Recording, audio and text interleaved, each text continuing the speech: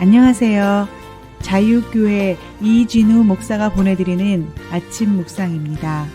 오늘도 예수 그리스도의 향기를 내는 복된 하루가 되시길 바랍니다.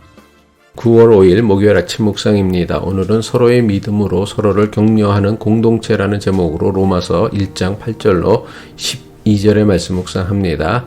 나는 먼저 여러분의 믿음이 온 세상에 전파되었다는 사실에 대하여 예수 그리스도를 통하여 나의 하나님께 감사를 드립니다. 내가 그 아들의 복음을 전하는 데 있어서 내 심령으로 섬기는 하나님이 나를 증언하는 분이십니다. 나는 기도할 때마다 언제나 여러분을 생각하며 언젠가는 하나님의 뜻으로 여러분에게로 갈 수 있는 좋은 길이 열리기를 간구하고 있습니다. 내가 여러분을 간절히 보고 싶어하는 것은 여러분에게 어떠한 신령한 은사를 나누어주고 여러분을 굳세게 하려고 하는 것입니다. 이것은 내가 여러분과 함께 지내면서 여러분과 내가 서로의 믿음으로 서로 격려를 받고자 하는 것입니다. 바울은 로마 교회에 보내는 편지에서 로마 교우들로 인해 하나님께 감사를 드린다고 고백합니다. 바울이 로마 교우들로 인해 하나님께 감사를 드리는 이유는 로마 교회와 교우들의 믿음이 온 세상에 퍼지고 있기 때문입니다. 로마서 1장 8절이죠. 나는 먼저 여러분의 믿음이 온 세상에 전파되었다는 사실에 대하여 예수 그리스도를 통하여 나의 하나님께 감사를 드립니다. 여기서 온 세상은 지중해를 중심으로 한 로마 제국이 통치하는 지역을 의미합니다.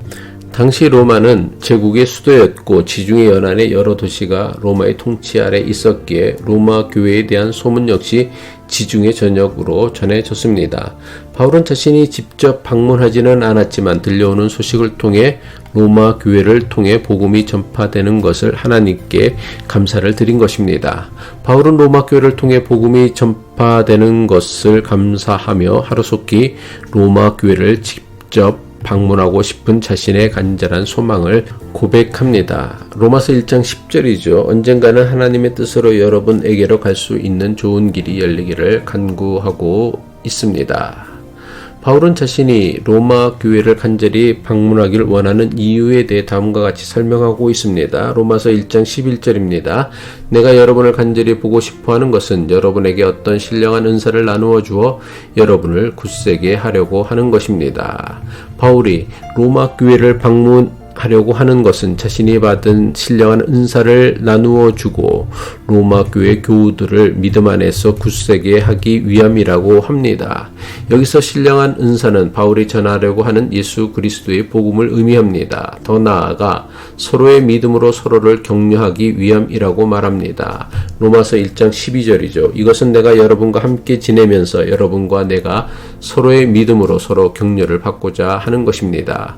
바울은 자신의 믿음이 로마 교회의 교우들에게 격려가 되고 로마 교회의 믿음이 자신에게도 격려가 되길 바란다고 고백합니다. 바울의 고백처럼 서로가 가진 믿음과 은사로 서로를 격려하는 것, 이것이야말로 우리가 매주일 교회로 모여야 하는 가장 중요한 이유라고 생각합니다. 일상으로 흩어졌던 교인들이 주일마다 교회로 모이는 가장 중요한 이유는 서로의 은사와 믿음으로 서로를 격려하기 위함입니다.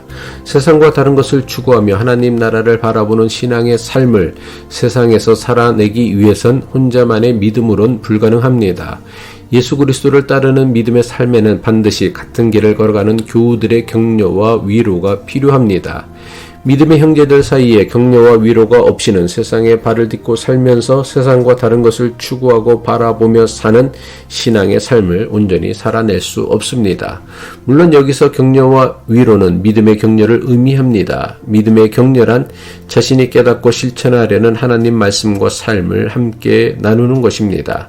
하나님 말씀을 통해 서로의 삶을 돌아보고 그것을 통해서 서로의 믿음과 삶에서 도전과 위로와 격려를 받는 것이 신앙 공동체입니다. 이처럼 교인들과 교인들의 관계, 더 나아가 목사와 교인들의 관계는 말씀에 대한 깨달음과 도전을 나누며 서로의 믿음으로 서로를 격려하는 관계가 되어야 합니다. 교인들이 교회로 모여서 나누는 교제는 동창회나 친목 단체에서 만나는 사람들과 나누는 교제와는 달라야 합니다. 모임의 목적이 다르기에 나누는 대화나 교제도 다른 모임과 달라야 하는 것이 정상입니다. 하지만 오늘날 교인들이 교회로 모일 때 나누는 이야기들을 잘 생각해 보세요. 주로 어떤 이야기로 교제를 하고 있습니까? 교인들이 교회로 모여서 나누는 이야기들을 들어보면 동창회나 친목단체에서 나누는 이야기들과 별반 다르지 않습니다. 대부분 대화의 주제는 자식자랑, 사업자랑이나 걱정, 주식이나 부동산입니다. 물론 이런 것이 중요하지 않다는 것은 절대로 아닙니다. 하지만 이런 이야기들은 굳이 교인들이 교회로 모여서까지 나눌 만큼 필요한 이야기라고는 생각하지 않습니다. 그리고 이런 이야기들로는 서로의 믿음을 격려하고 위로하기는커녕 상실감이나 우월감을 가지게 하는 경우가 훨씬 더 많습니다. 그렇다면 교인들은 왜 교회로 만나서까지 이런 이야기들만 나누고 헤어지는 것일까요? 일상의 삶에서 하나님 말씀을 따라 살아가려는 열정도 노력도 심지어 시도도 없기 때문입니다.